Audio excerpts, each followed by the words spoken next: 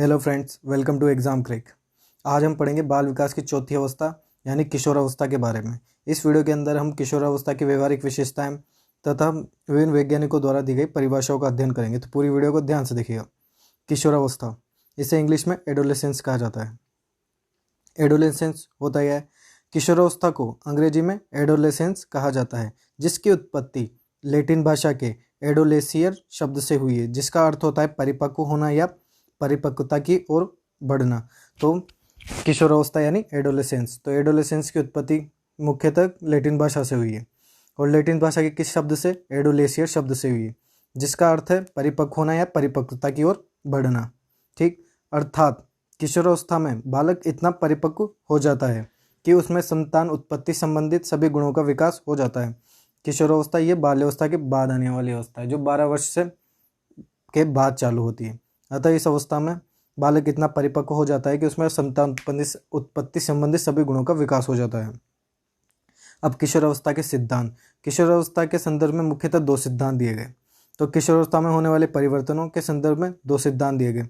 पहला सिद्धांत आता है क्रमिक विकास का सिद्धांत। अब क्रमिक विकास का सिद्धांत जो किशोरावस्था के संदर्भ में दिया गया, इस सिद्धांत के प्रवर्तक थे किंग, थॉर्नडाइक तथा हॉलिंगवुड। इन तीनों ने इस सिद्धांत का समर्थन किया। इस सिद्धांत के अंदर क्या है, चलिए देखते हैं। क्रमिक विकास का सिद्धांत, इस सिद्धांत के अनुसार किशोरावस्था में होने वाले शारीरिक व मानसिक व संवेगात्मक परिवर्तन निरंतर और क्रमशः होते हैं। जिस प्रकार बाल विकास में सेकंड अवस्था यानी बाल्यावस्था में पहले पूर्व बाल्यावस्था आती है तथा उत्तर बाल्यावस्था, तो बालक में कुछ परिवर्तन पूर्व बाल्यावस्था में होते हैं तथा धीरे धीरे उनमें परिपक्वता आती रहती है। उसी प्रकार इनका मानना था कि किशोरावस्था में अचानक कोई परिवर्तन नहीं आता तथा वह भी क्रम का अनुसरण करता है, जिस प्रकार बाल्यावस्था में क्रम का अनुसरण होता है। अर्थात किशोरावस्था में विकास की एक निश्चित क्रम में पाई जाती है, विकास की गति एक निश्चित क्रम में पाई जाती है किशोरावस्था में। अब किशोरावस्था में कोई भी लक्षण अचानक उत्पन्न नहीं होते, तो इन तीनों का मानना था कि किशोरावस्था में कोई भी लक्षण अचानक उत्पन्न नहीं होते तथा एक निश्चित क्रम में उत्पन्न होते हैं। अब दूसरा सिद्धांत दिया गया किशोरावस्था के बारे में, आकस्मिक या त्वरित विकास का सिद्धांत। इसके प्रवर्तक थे स्टैनले हॉल। तो स्टैनले हॉल ने इस सिद्धांत में कहा, इस सिद्धांत के अनुसार किशोरावस्था में विकास की गति तीव्र होती है। शरीर में अचानक बहुत सारे ऐसे लक्षण उत्पन्न हो जाते हैं जो किशोरावस्था के सूचक होते हैं। अब किशोरावस्था के संदर्भ में जो सिद्धांत दिया गया, आकस्मिक या त्वरित विकास का सिद्धांत, ये दिया था स्टैनले हॉल ने। अब स्टैनले हॉल मानते हैं कि किशोरावस्था में जो व्यक्ति में या बालक में जो भी परिवर्तन आता है वो अचानक आता है, जबकि किंग, थॉर्नडाइक तथा हॉलिंगवुड उनका मानना था कि विकास की गति किशोरावस्था में एक समान बनी रहती है। तथा किशोरावस्था के संदर्भ में दिया गया ये दूसरा सिद्धांत, आकस्मिक त्वरित विकास का सिद्धांत, यह बहुत सत्य साबित हुआ। इस सिद्धांत के में देखते हैं हम। अब किशोरावस्था के संदर्भ में अन्य नाम, कि किशोरावस्था को किन किन नामों से जाना जाता है। तो बाल विकास में किशोरावस्था को टीनेज के नाम से जाना था। अब टीनेज क्यों कहा जाता है? किशोरावस्था को टीनेज इसलिए कहा जाता है क्योंकि अंग्रेजी में 13 से 19 तक की इंग्लिश की गिनती में टीन लगा होता है, इसलिए इसे टीनेज कहा जाता है। दूसरा है परिपक्वता की आयु। अब परिपक्वता की आयु किशोरावस्था को इसलिए कहा जाता है कि इस आयु में पूर्ण परिपक्वता आ जाती है। इस आयु में बालक अपने संवेग, विचारों तथा अपनी आदतों में परिपक्वता धारण कर लेता है। बसंत काल, बसंत काल क्यों कहा जाता है किशोरावस्था को? इसके बारे में लिया गया कि बसंत ऋतु से लिया गया है बसंत काल, क्योंकि बसंत ऋतु पतझड़ के बाद आती है, जिसमें हरियाली वातावरण होता है। हम अपने भावी जीवन से संबंधित सुनहरे ख्वाब सोचते हैं, इसलिए इस आयु को बसंत काल भी कहा जाता है। चौथा नाम है सुंदरता की आयु।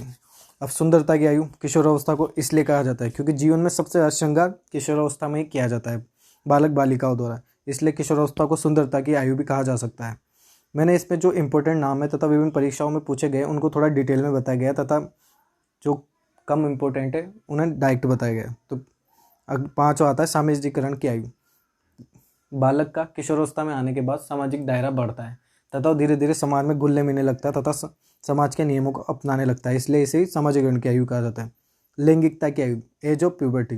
तो लैंगिकता की आयु 13 से 16 वर्ष की होती है, तो इसे लैंगिकता की आयु कहा जाता है। इसमें किशोर के सभी संवेग तीव्र गति से बढ़ना चालू होते हैं। सकारात्मक और नकारात्मक काल। किशोरावस्था को सकारात्मक और नकारात्मक काल रूसो द्वारा कहा गया था।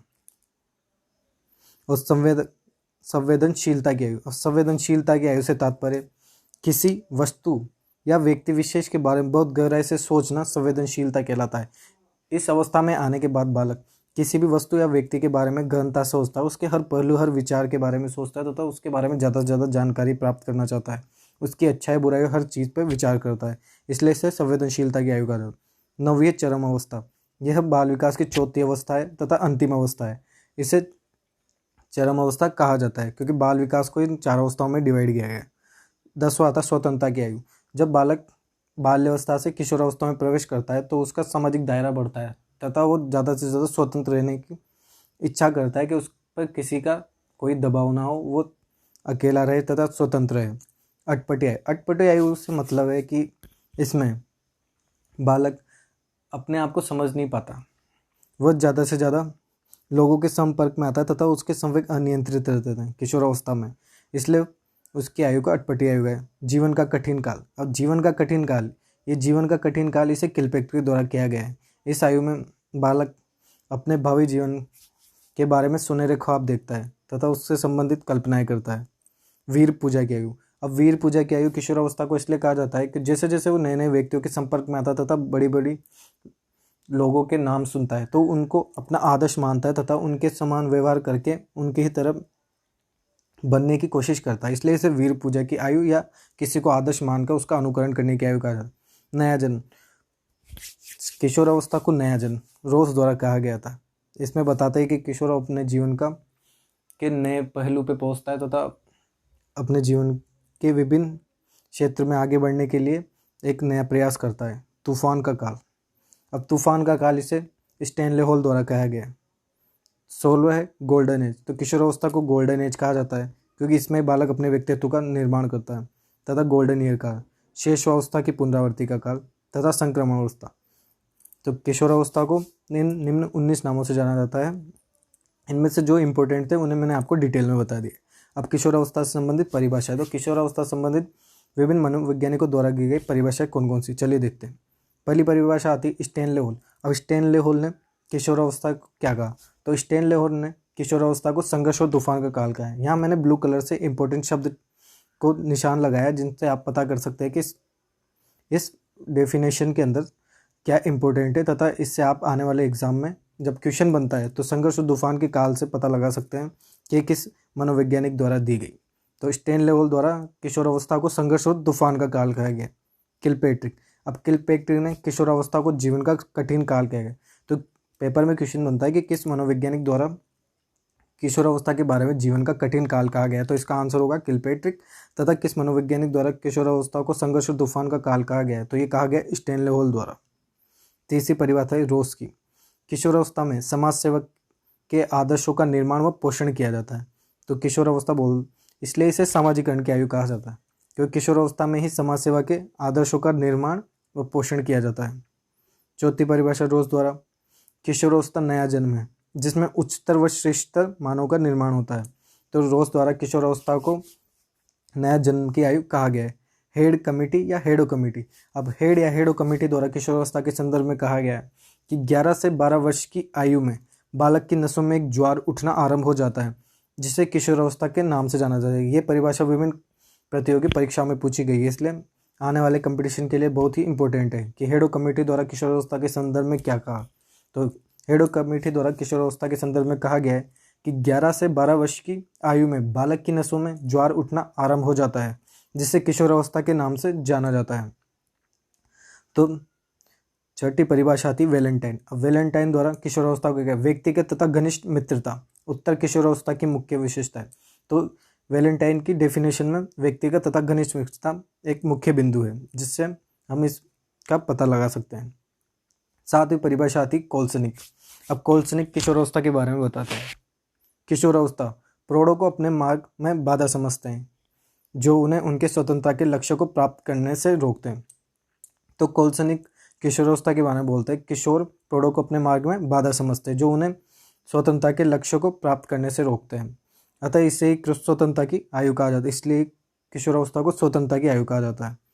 तो आठवीं परिभाषा आती एरिक्सन। एरिक्सन ने किशोरावस्था के संदर्भ में पहचान संकट का संप्रत्यय दिया।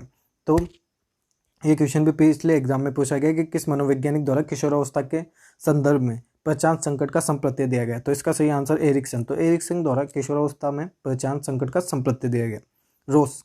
रोस बताते हैं यौन यदि संपूर्ण जीवन का नहीं तो किशोरावस्था का अवश्य ही मूल तत्व है। तो यौन द्वारा किशोरावस्था के बारे में कहा गया है, यौन यदि संपूर्ण जीवन का नहीं तो किशोरावस्था का अवश्य ही मूल तत्व है। तो रोस द्वारा यौन को किशोरावस्था का मुख्य तत्व बताया गया। हरलोक, अब श्रीमती हरलोक किशोरावस्था के संदर्भ में बताती है किशोरावस्था जीवन की सभी अवस्थाओं में महत्वपूर्ण है। हरलोक द्वारा किशोरावस्था को जीवन की सभी अवस्थाओं में सबसे महत्वपूर्ण बताया गया कि किशोरावस्था जीवन की सभी अवस्थाओं में महत्वपूर्ण है। किशोर में आत्मनिर्भरता संबंधित सभी गुणों का विकास हो जाता है। ठीक, तो 10वीं परिभाषा आती है जर्शिल। अब जर्शिल ने कहा किशोरावस्था वह समय है जिसमें विचारशील व्यक्ति बाल्यावस्था से परिपक्वता की ओर संक्रमण करता है। तो जर्शिल द्वारा किशोरावस्था में कहा गया कि किशोरावस्था में विचारशील व्यक्ति, अब विचारशील व्यक्ति अपनी क्या बाल्यावस्था से परिपक्वता की ओर संक्रमण करता है। तो जर्शिल ने किशोरावस्था के बारे में निम्न परिभाषा दी। 11वीं परिभाषा थी रूसो ने किशोरावस्था को सकारात्मक नकारात्मक कहा। हमने किशोरावस्था के अन्य नाम में पढ़ा था कि किशोरावस्था को सकारात्मक व नकारात्मक काल कहा जाता है। अब किशोरावस्था को सकारात्मक और नकारात्मक काल रूसो द्वारा कहा गया। अब 12वीं परिभाषा है रोस की। रोस बताते हैं किशोरावस्था शेषावस्था की पुनरावृत्ति होती है। तो शेषावस्था की पुनरावृत्ति का काल किशोरावस्था को कहा जाता है। ठीक, अब किशोरावस्था की व्यवहारिक विशेषताओं के बारे में बात करते हैं कि किशोरावस्था की व्यवहारिक विशेषता क्या है। इनमें से विशेषताएं आती है। पहली विशेषता संवेगात्मक अस्थिरता, शारीरिक व मानसिक अस्थिरता, तीव्र व अनियंत्रित व्यवहार, अविरोधी प्रकृति एवं व्यवहार। तो इन चारों पॉइंट के बारे में पढ़ते हैं। अब किशोरावस्था में उत्तेजना एवं तीव्र होने के कारण सभी प्रकार के संवेगों में अस्थिरता पाई जाती है। अब किशोरावस्था में क्या है, बालक के संवेग अति तीव्र होते हैं जिनके कारण उसकी उत्तेजनाएं भी तीव्र होती है। तो किशोरावस्था में उत्तेजनाएं तीव्र होने के कारण सभी प्रकार के संवेगों में अस्थिरता पाई जाती है, जिससे किशोरी या किशोर अपने मन या मस्तिष्क या व्यवहार पर नियंत्रण नहीं कर पाते। इस कारण उनके हित चाहने वालों के प्रति भी उन्हें उनकी प्रवृत्ति विरोधात्मक होती है। इस प्रकार इसके बारे में ही कोलसनिक द्वारा बताया गया था कि किशोर है ना प्रौढ़ों को अपने मार्ग में बाधा समझते हैं। वो चाहते हैं कि वो उनके स्वतंत्रता के लक्ष्य को प्राप्त करने से रोकते हैं, इसलिए विरोधी प्रकृति का स्वभाव होता है। जब बालक बाल्यावस्था से किशोरावस्था में प्रवेश करता है तो संवेगों में अनियंत्रितता के कारण वह ये नहीं समझ पाता कि कौन उसका हित चाह रहे हैं तथा कौन उसका अहित। इस प्रकार वह प्रौढ़ों को अपने मार्ग में बाधा समझता है, इसलिए जो उनका हित भी चाहते हैं वो उन्हें समझता है कि वो उनका अहित चाह रहे हैं, इसलिए उसकी प्रवृत्ति विरोधी होती है। स्वतंत्रता की इच्छा। अब स्वतंत्रता की इच्छा, अब किशोर अवस्था में किशोर तथा किशोरियाँ अभिभावकों और अध्यापकों के नियंत्रण पसंद नहीं करते। अब किशोर अवस्था में किशोर तथा किशोरियाँ अभिभावकों व अध्यापकों के नियंत्रण को पसंद नहीं करते। वह प्रत्येक कार्य स्वतंत्र रूप से स्वयं की इच्छा से करना पसंद करते हैं, इसलिए किशोरावस्था को स्वतंत्रता की आयु कहा जाता है। इसमें बालक ज़्यादा से ज़्यादा कार्य स्वयं के हाथों से करना चाहता है, वो नहीं चाहता कि इसमें किस प्रकार का किसी का हस्तक्षेप हो। ठीक, तो अगली व्यवहारिक विशेषता है समायोजन की समस्या। अब समायोजन की समस्या से क्या तात्पर्य है? अब समायोजन की समस्या से तात्पर्य संवेगात्मक अस्थिरता कि किशोरों में संवेगात्मक अस्थिरता, तीव्र व अनियंत्रित व्यवहार, दीवा स्वप्न की प्रवृत्ति आदि लक्षणों के कारण किशोर में अपने वातावरण की परिस्थितियों के प्रति संतुलन करने में समस्या होती है। जब बालक में संवेगात्मक अस्थिरता तथा अनियंत्रित व्यवहार तथा दीवा स्वप्न की प्रवृत्ति। अब दीवा स्वप्न से तात्पर्य है अपने आने वाले जीवन के बारे में सुनहरे स्वप्न देखना। तो दीवा स्वप्न के आदि लक्षणों के कारण ही किशोर अपने वातावरण की परिस्थितियों के साथ समायोजन नहीं कर पाता तथा समायोजनों से समस्या का सामना करना पड़ता है। अब दीवा स्वप्न की प्रवृत्ति। अब दीवा स्वप्न की प्रवृत्ति क्या होती है? दीवा स्वप्न की प्रवृत्ति है किशोरावस्था में किशोर तथा किशोरियाँ अपने भावी जीवन अपने आने वाले जीवन से संबंधित कल्पनाओं में लीन रहते हैं। कल्पनाशीलता के कारण उनमें सौंदर्यात्मक कलात्मक गुणों का विकास हो जाता है। वो ज़्यादा से ज़्यादा अपने भावी जीवन के बारे में सोचते हैं, जिसके कारण उनमें सौंदर्यात्मक तथा कलात्मक गुणों का विकास होता है, जो उनको कवि, चित्रकार, लेखक, साहित्यकार आदि व्यक्तित्व में ढालने में सहायक होते हैं। तो दीवा स्वप्न अपने आप को एक सक्सेसफुल इंसान के रूप में देखना पसंद करता है किशोरावस्था में किशोर। तो दीवा स्वप्नों की प्रवृत्ति बताई गई है। ये बहुत इंपॉर्टेंट व्यवहारिक विशेषता है किशोरावस्था के बारे में कि दीवा स्वप्न की प्रवृत्ति कौन सी अवस्था में पाई जाती है। तो दीवा स्वप्न की प्रवृत्ति किशोरावस्था में पाई जाती है। 8वीं, समूह को महत्व देने की प्रवृत्ति। तो किशोरावस्था में किशोर जिस समूह का सदस्य होता है उसको अपने परिवार और विद्यालय से अधिक महत्व देता है। तो किशोरावस्था में किशोर जिस समूह का सदस्य होता है वह उसका जो ग्रुप होता है तथा वो उसको अपने परिवार तथा विद्यालय से अधिक महत्व देता है। यदि उसके माता पिता व तथा समूह के दोस्तों के दृष्टिकोण में अंतर, तो वह दोस्तों के विचारों को सर्वश्रेष्ठ मानता है। तो समूह को महत्व देने की प्रवृत्ति। अब इससे रिलेटेड एक बाल्यावस्था में भी क्वेश्चन आता है कि समूह का सक्रिय सदस्य बनने की प्रवृत्ति कौन सी अवस्था में होती है। तो समूह का सक्रिय सदस्य बनने की प्रवृत्ति बाल्यावस्था में होती है। बाल्यावस्था में बालक अपने समूह का सक्रिय सदस्य बन जाता है, जबकि किशोरावस्था में समूह को महत्व देने की प्रवृत्ति। तो किशोरावस्था को समूह के महत्व देने की प्रवृत्ति की अवस्था कहा जाता है। ठीक है। तो 9वीं प्रवृत्ति आती आपराधिक तथा नकारात्मक प्रवृत्तियां की ओर अग्रसर होने के आसार। तो किशोरावस्था में बालक किस प्रकार आपराधिक तथा नकारात्मक प्रवृत्ति की ओर अग्रसर होने के आसार होते हैं। तो किशोरावस्था में संवेग अनियंत्रित। जब बालक बाल्यावस्था से किशोरावस्था में प्रवेश करता है तो बाल्यावस्था में उसके संवेग लगभग स्थिर होते हैं, लेकिन जैसे वो किशोरावस्था में प्रवेश करता है तो उसके संवेग बढ़ना चालू होते हैं तथा अनियंत्रित होते हैं। तो किशोरावस्था में अनियंत्रित संवेग के कारण कल्पनाशीलता तथा सुख आनंद की चाह तथा प्रेम की तीव्र लालसा, इन सभी गुणों के पाए जाने के कारण किशोर को प्रलोभन देकर आपराधिक प्रवृत्ति की ओर मोड़ा जा सकता है। ठीक।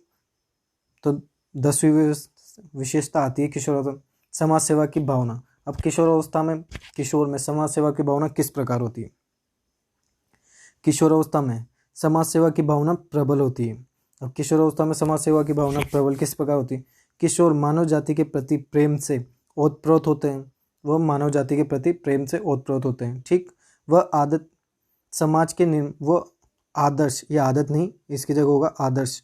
वह आदर्श समाज के निर्माण में सहयोग करने के लिए सदैव तत्पर रहता है। किशोर आदर्श समाज के निर्माण करने के लिए सदैव तत्पर रहता है, इसलिए उसमें समाज सेवा की भावना अधिक तीव्र होती है। ठीक। तो इस वीडियो के अंदर हमने किशोरावस्था से संबंधित व्यवहारिक विशेषताओं को पढ़ा है, जिसके अंदर हमने 10 व्यवहारिक विशेषताएं पढ़ी तथा इसके आने वाली अगली वीडियो के पार्ट 2 में हम किशोरावस्था की अन्य व्यवहारिक विशेषताएं तथा शारीरिक विशेषताओं के बारे में चर्चा करेंगे तथा इनको कंप्लीट होने के बाद हम किशोरावस्था से संबंधित विभिन्न प्रतियोगी परीक्षाओं में पूछे गए प्रश्नों को हल करेंगे। तो पूरी वीडियो को ध्यान से देखने के लिए धन्यवाद। वीडियो पसंद आई हो तो लाइक करें तथा चैनल को सब्सक्राइब करना ना भूलें। Thank you.